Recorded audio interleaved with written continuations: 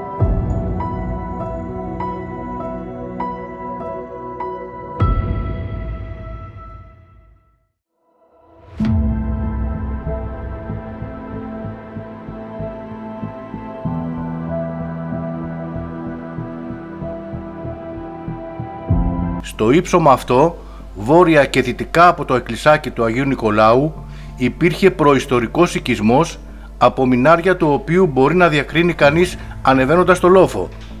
Η τοποθεσία προσφέρεται για οχυρό και επειδή στις πλαγιές του λόφου διακρίνονται ίχνη αρχαίων τυχών, λέγεται ότι σε αυτό το σημείο βρισκόταν το αρχαίο κάστρο του Αναφλίστου που αναφέρει ο Ξενοφών.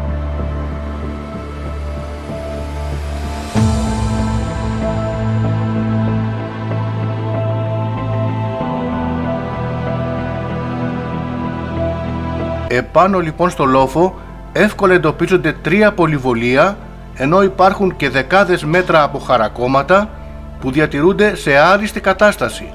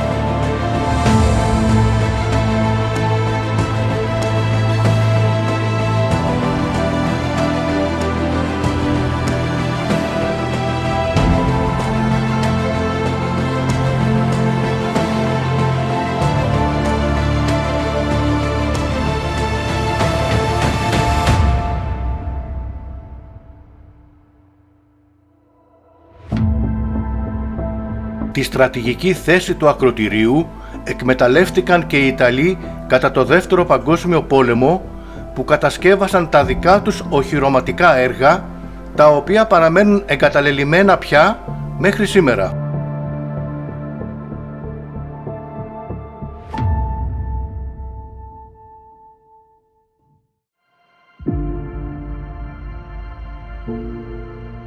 Πολλοί επισκέπτες έχουν πει ότι αυτή η παραλία μοιάζει με γνωστή παραλία της Κρήτης.